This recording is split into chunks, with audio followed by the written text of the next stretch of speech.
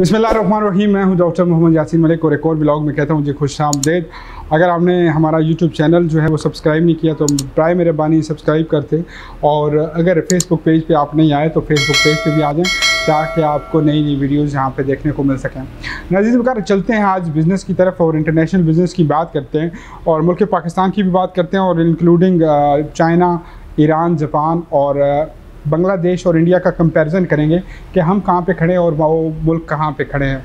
सबसे पहले बात करेंगे जी इंडिया की। 1948 के अंदर 47 के अंदर ये वही मुल्क है जो हमारे साथ आज़ाद हुआ, और 15 अगस्त, बेशक इंडिया हिंदुस्तान पुराना है लेकिन क्योंकि आज़ादी का मोमेंटम इकट्ठा हमारा स्टार्ट हुआ, 14 अगस्त हम मना रहे हैं आज़ादी और 15 अगस्त को वो मनाते हैं, और तकरीबन हम कहें कि उम्रें हमारी सेम है तो ये गलत ना होगा, क्योंकि उसके बाद ही गोरों ने जो वहाँ पे छोड़ के गए वो उनके पास रह गया, जो हमारे पास छोड़ के गए वो हमारे पास रह गया। इंटरनेशनली सबसे बड़ी अगर जमहूरियत डेमोक्रेसी कहा जाता है तो इंडिया के मुल्क को कहा जाता है। उसके बाद जो दूसरा बड़ा मुल्क है इस दुनिया का वो भी दोनों हमारे मौजूद हैं जी, हमसाया ममालिक हैं, और दूसरा मुल्क है चाइना। और जो चाइना की आबादी बनती है वो 1 अरब 60 करोड़ के लगभग बनती है। अब दुनिया के 2 बड़े ममालिक जिनकी आबादी तकरीबन अगर इकट्ठा की जाए तो 3 अरब बनती है, और टोटल दुनिया की आबादी 5 अरब समथिंग बताई जाती है। इसका मतलब ये कि एक जो तिहाई आबादी है वो इन दोनों ममालिक के पास है, और जो बड़ी आबादी वाले ममालिक होते हैं उनको कंट्रोल करना बड़ा मुश्किल होता है, क्योंकि वहाँ पर दहशतगर्दी ज़्यादा हो रही होती है, वहाँ पर क्राइम रेशो बहुत ज़्यादा होता है, वहाँ पर रोटी के मसाइल बहुत ज़्यादा होते हैं, क्योंकि फूड पूरा करना बड़ा मुश्किल हो जाता है।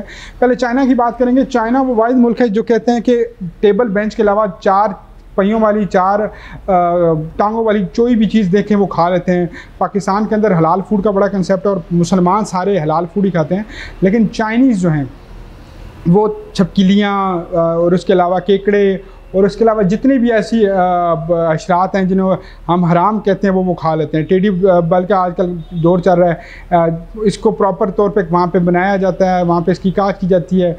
उसके अलावा मुर्गियाँ, उधर तमाम किस्म के सांप, और वो लोग बड़ा इसको महसूस तरीके से खाते हैं। जैसा लास्ट टाइम कोरोना आया तो वो किसी वायरस की ही वजह से था, अब जाके वो ये लोग कहते हैं कि वो अमेरिका से चला, लेकिन उस दौर के अंदर जब कोरोना आया तो सब ने ये कहा कि ये चाइनीज़ वायरस है। बहरहाल इस टॉपिक की तरफ बाद में आएंगे। इन ममालिक ने किया क्या और अपने पैटर्न बनाए कैसे।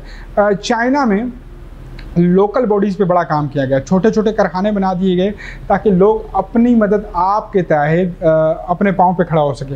वो लोकल कारखानों में से कहा जाता है कि 70% कारखाने जो है वो आबाद हुए। उसकी आबादी की वजह ये थी कि वो बाद में मल्टीनेशनल कंपनियां और फिर इंटरनेशनल कंपनियों में कन्वर्ट हो चुके हैं। अब वो मल्टीनेशनल और इंटरनेशनल कंपनियां वो हैं जिसमें आप देख रहे होंगे कि आपने अगर घड़ी पहनी हुई है तो आपका 90% घड़ी का हिस्सा जो है वो चाइना से बना होगा। आपने अगर कपड़े पहने हैं तो यकीनन आपके बटन, आपके कपड़ों के अंदर लगने वाला धागा वो चाइना से होगा। अगर आपने शैम्पू इस्तेमाल करें तो वो चाइना का है। अगर आप शूज़ इस्तेमाल करें तो उसके तस्मों से लेकर उसका खोल से लेकर उसकी हर चीज़ चाइना की होगी। ये जो मेरे सामने कैमरा पड़ा हुआ है, अगर ये नई टेक्नोलॉजी का कैमरा तो यकीनन ये भी चाइना का है। आप हैंड फ्री जो यूज़ कर रहे हैं वो भी चाइना की है। चाइना ने तकरीबन हर फील्ड के अंदर हर जगह जाके काम किया, और इसकी मज़े की बात ये थी कि इसने अगर 2 रुपए वाली चीज़ बनाई तो 20 रुपए वाली बनाई और 200 वाली भी बनाई। इसने सबसे ज़्यादा अट्रैक्ट किया 2 रुपए वाली चीज़ को, जो मिडिल क्लास तबके के बस में थी उसको वैसे वो मार्केट में 20 रुपए की मिल रही थी, लेकिन उसको जब लगा कि ये 2 रुपए की चीज़ मुझे मिल सकती है और ये मेरा काम कर सकती है, अगर इसकी क्वालिटी अच्छी नहीं है, जैसे कि मैं बर्तनों की बात कर रहा हूँ, जैसे मैं हैंड फ्री की बात कर रहा हूँ, जैसे मैं चाइना मोबाइल फ़ोन की बात कर रहा हूँ, टच वाला मोबाइल आजकल एक एंड्रॉयड मोबाइल बड़े आम हो चुके हैं। बहुत सारी कंपनीज ऐसी हैं जो चाइना से हट के बड़ा कुछ काम कर गया, लेकिन स्टार्ट में लोगों ने वीवो और मुख्तलिफ़ किस्म के चाइना मोबाइल इस्तेमाल किए जो बाद में आस्ता माजी का हिस्सा बन गए। लेकिन चाइना ने हर फील्ड में, ख़ास करके IT में और इसके अलावा बहुत सारी चीज़ों में काम किया। चाइनीज़ ममालिक के अंदर जी आप व्हाट्सएप इस्तेमाल नहीं कर सकते। वो चाइनीज़ जो है उनका अपना एक व्हाट्सएप है जो आप वहीं पे इस्तेमाल करते हैं, वो इस व्हाट्सएप के साथ, आपके व्हाट्सएप के साथ कनेक्ट हो जाता है, क्योंकि वो अपने मुल्क के अंदर कहीं भी बाहर की ऐप्स यूज़ नहीं करते। आईफोन के अंदर उनकी अपनी ऐप्स हैं, जितनी भी ऐप्स हैं वो iCloud ID हो, iCloud की ID के साथ कनेक्ट हो जाती हैं, और उनका ये मानना है कि अपने मुल्क के अंदर हर चीज़ अपनी इस्तेमाल करनी चाहिए। इंटरनेशनल फेसबुक है, इसी के तहत उनका एक चाइनीज़ थीम है, और वो सारे चाइनीज़ फेसबुक के अंदर अपनी उसी ऐप्स के ऊपर मौजूद हैं। अब आप अक्सर व बेशतर सोचें तो आपको लगेगा कि चाइना की जब इतनी बड़ी तादाद है, जब हम पाकिस्तानी सर्च कर रहे होते हैं तो हमें हज़ारों इंडियन आ जाते हैं, जगजीत सिंह, मलवीर सिंह, फलां जो है आ जाता है, कोई सिंगर्स का आ जाता है, लेकिन आज तक आपने कम अंदाज़ा लगाया होगा कि चाइनीज़ की वीडियो कोई आपके सामने आई हो फेसबुक के ऊपर। हाँ, अगर कोई इंडियन पेज या पाकिस्तान पेज उसको मैनेज कर रहा है वो अलग बात है, बट चाइना के लोकल लोगों की आईडीज़ नहीं आती, वो चाइना के अंदर ही कम्युनिकेशन करते हैं और वो चाइनीज़ ऐप्स के ऊपर ही करते हैं। मुझे उस ऐप्स का नाम नहीं है, यकीनन आप मेरी विंडो के अंदर वो ऐप्स देख रहे हैं।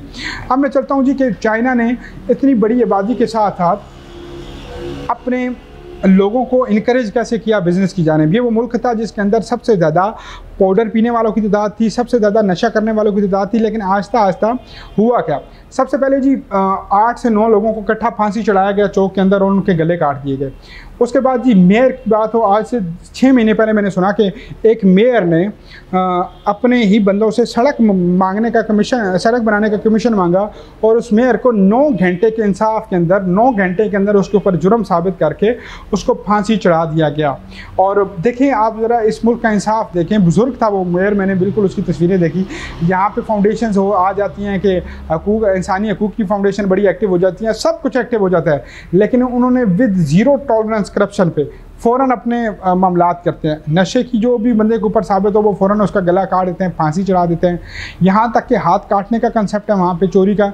बेशक कहीं ना कहीं एक इतना बड़ा मुल्क है, उसके अंदर हल्का फुल्का क्राइम रेशो होता है, लेकिन आप यकीन जानिए कि चाइना की कोई भी इंटरनेशनल खबर जो है वो बाहर इस हिसाब से नहीं निकलती कि चाइना कितना बुरा है या चाइना की कोई वीक पॉलिसी है।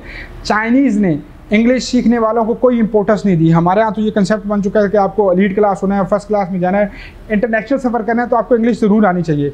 चाइनीज़ लोग चाइनीज़ ज़ुबान को बड़ी फोकियत देते हैं और अब जो सर्वे है 2022 का उसमें के मुताबिक सबसे ज़्यादा लोग चाइनीज़ सीख रहे हैं। मतलब ये कि चाइना ने अपनी मार्केट को, लोगों को इस तरह कायल कर लिया है कि अब लोग चाइनीज़ ज़बान सीख के चाइना के अंदर जाके बिज़नेस करते हैं और अपनी मुख्तलिफ़ चीज़ें परचेज़ करके लाते हैं। अब चलते हैं जी बांग्लादेश की जानिब कि बांग्लादेश वो मुल्क था जो हमारे से जुदा हुआ बंगाल के नाम से, और वो हमसे ज़्यादा कैसे हो गया। मैं बताता चलूँ कि बांग्लादेश की करेंसी को हम टका कहते हैं, वो टका जो 3 टकों का मिक्स होकर 1 रुपये बनता है, और ये वो टका वही है जब हमारा रुपये, एक टाइम ऐसा था कि 27 टके 1 रुपये का मुकाबला किया करते थे। अब वो हमसे इतनी तरक्की कर चुके हैं कि उनके 3 टके अगर आप मिलाएंगे और हमारा सिर्फ 1 रुपये बनेगा। मतलब ये कि अभी हमने टके का मुकाबला करना है। आपने यकीनन अपने मोहल्ले में, गली में, दोस्तों से, बुज़ुर्गों से ये कहावत तो ज़रूर सुनी होगी कि यार ये टके का बंदा नहीं है, ये टका नहीं है इसके पास। ये टका वहाँ से निकला है और ये यकीनन जो टका था आज हमारे मुंह पे एक मलामत कर रहा है और हमारे मुंह पे कालक सी मल गया है कि ये टका भी तुम लोगों से आगे गुजर चुका है। अब इसका एक अलग पैटर्न है कि ये हमारी इस्टेब्लिशमेंट की वजह से हमारा मुल्क इधर गया, हमारे सियासतदानों की वजह से गया, या क्यों गया। फिर मैं आऊँगा बांग्लादेश के ऊपर। बांग्लादेश ने अपने ज़र मुबादला में बहुत ज़्यादा इजाफा किया। उनके यहाँ पेट्रोल नहीं था तो उन्होंने गाड़ियाँ बैटरी पे चलाना शुरू कर दी। हसीना वाजिद जो शेख मुजीबुर रहमान की बेटी हैं, वो प्राइम मिनिस्टर रही हैं, अब काफ़ी अर्सा सदर हैं वहाँ पे। उन्होंने अपने मुल्क को इस तरह संभाला, इस लड़की ने, इस औरत ने, कि मैं कहता हूँ मज़ा आ गया। इन्होंने क्रिकेट के अंदर तरक्की की, इन्होंने ग्राउंड्स बनाए। इनके यहाँ बहुत सारी मजहबी प्रॉब्लम थे, लेकिन इन्होंने हर चीज़ का मुकाबला करके, हम अगर कह सकते हैं कि आने वाले वक्त का अगर कोई एशियन टाइगर है तो वो यकीनी तौर पे बांग्लादेश है। हर हिसाब से तरक्की की उन्होंने। बंगाल मूवीज़ को उन्होंने प्रमोट किया, वहाँ पे सिनेमा हॉल बनाया दिए गए, अपने लोगों को वो आगे लेके चले, और यही वजह थी कि आज बांग्लादेश इस कंडीशन में है कि वो आपके रुपए के मुकाबले में काफ़ी बढ़ चुका है। अब मैं दोबारा बात करूँ ईरान जापान की, और वीडियो क्योंकि लंबी हो रही है, इंशाल्लाह किसी और वीडियो में मैं हाजिर खिदमत हूँगा। बस ये कंपेरिजन कीजिएगा कि आप कहाँ खड़े हैं और हम कहाँ खड़े हैं। क्या आपने कभी तनख्वाह लेते हुए ये सोचा है कि मैंने इस महीने में मुल्क पाकिस्तान की कितनी खिदमत की? क्या आपने कभी इन्वेंशन की बात की है, नए तजर्बात की बात की है? क्या आपने गाड़ी चलाते वक्त ये सोचा कि ये मैं गाड़ी जो ले रहा हूँ ये अगर बाहर कंट्री से आई है, यही 10 लाख रुपए अगर मेरे लोगों पे लगे, या 12 लाख या 15 लाख या 20 लाख जितने की आप गाड़ी ले रहे हैं वो हमारे लोगों पे लगे थे, तो हमारे लोग कहाँ पहुँच सकते हैं? जितने भी पुर्जे हैं क्या पाकिस्तान के अंदर नहीं बनाए जा सकते? टायर नहीं बनाए जा सकते? जितनी भी चीज़ें हैं, हम इतनी बड़ी ड्यूटी जो पे करते हैं, मर्सिडीज़ बेंज हो, मर्सिडीज़ हो, डाले हों, वीगो डाले, रीवो डाले, XLI, GLI, ये सारी जो हम इम्पोर्ट कर रहे हैं पाकिस्तान के अंदर, तो इतनी बड़ी तादाद में जो गाड़ियाँ हम डेली के तौर पर, फिर पेट्रोल वहाँ से आ रहा है, फिर डीजल बाहर से आ रहा है, फिर पत्ती से लेकर हर चीज़ हमारी बाहर से जब आएगी तो क्या ये मुल्क तरक्की की जानिब जाएगा? आप इसकी मिसाल ये ले लें कि अगर आप एक घर में रहते हैं और आपके पास अल्लाह की दी हुई ज़मीन भी है, एक भैंस आपने रख ली, आप उसका दूध भी बो रहे हैं, आप दूध भी घर का आपका हो चुका, आपकी चावल और दाने भी घर के हो चुके, आपको चंद पैसे बाहर लेके जाने पड़ेंगे। अगर आपके कपड़े भी घर के हो जाएं और ये सारी चीज़ें घर की हो जाएं तो आपको लगेगा कि आपका ख़र्चा बिल्कुल ख़त्म हो चुका है। यही वजह है मुल्क पाकिस्तान की कि यहाँ कपड़े आपके बाहर से आएंगे, यहाँ आपको पेट्रोल बाहर से लाना पड़ेगा, यहाँ आपको दूध बाहर से लाना पड़ेगा, जिसकी वजह से आज हम कर्ज़ों के अंदर दबते जा रहे हैं। तो हमें चाहिए थोड़ा सा देखने के लिए इस हवाले से कि हम इस चीज़ को देखें कि क्या हमने सारी ज़िंदगी कर्ज़े ही लेते जाना है, क्या हमने अपना नस्ल दर नस्ल ग़ुलाम बन के रहना है। हमने इस चीज़ को देखना है कि हमने तो गुजारा कर लिया, हमने अपनी नए आने वाली नस्ल को क्या दोबारा से ग़ुलाम बनाना है। तब्दीली नहीं चाहिए हमें चाहिए इन्वेंशन चाहिए। जाबिर बिन हयान जो इस मुल्क के ऊपर हुकूमत, जो एक बेहतरीन किस्म के सियासतदान थे, उसके बाद मुझे कोई भी आज तक बड़े पाकिस्तानी सियासतदान का नाम नहीं याद। डॉक्टर अब्दुल कदीर ने एक इन्वेंशन की, एटम बम बनाया और पूरी दुनिया में हम we proudly saying that we are atomic power. और अब डॉक्टर अब्दुल कलाम, वो भी मुसलमान हैं, वो भी इंडिया से बिलोंग, यहाँ से गए इंडिया में, उन्होंने कुछ किया, लेकिन उसके बाद इन्वेंशन होना बंद हो गई। हम टोटल साइड लाइन हो गए, हम मजहबी तौर पे फ़िरका वाराना हो गए, हम पार्टीज़म पे फ़िरका वाराना हो गए। हमने हर वो गलत काम किया जो इस मुल्क की साख को कमज़ोर करता है। हमने आर्मी के ख़िलाफ़ ट्वीट किए, हमने नवाज शरीफ के ख़िलाफ़, हमने इमरान खान के ख़िलाफ़, जरदारी के ख़िलाफ़, XYZ कोई भी हो, हमने उसके ख़िलाफ़ सिर्फ ट्वीट करना है, फेसबुक पे गालम गलोच करना है, लेकिन ये नहीं सोचना कि हमारी कुछ नई इन्वेंशन के साथ। वो कहाँ गया दौर जब हमारी छोटी छोटी चीज़ें हुआ करती थी। बतौर मुसलमान कमली वाले आका हज़रत मोहम्मद सल्लल्लाहु अलैहि वसल्लम पे जब पहली नई वही नाजिल की गई तो कहा गया इक़रा बिस्मि रब्बिकल्लज़ी खलक़, पढ़ अपने रब के नाम से जिसने तुझे पैदा किया। तो हमारे बच्चों को आज हम पढ़ाते ही नहीं हैं मैट्रिक की असूल की खातिर कि चलो बेटा नौकर हो जाएगा। कभी इन्वेंशन की बात किसी बाप के मुंह से निकलती ही नहीं है कि बेटा ये फ़ोन है, इससे बड़ा फ़ोन टेक्नोलॉजी, तुम IT का ऐसा कुछ बड़ा फ़ोन लॉन्च कर दो।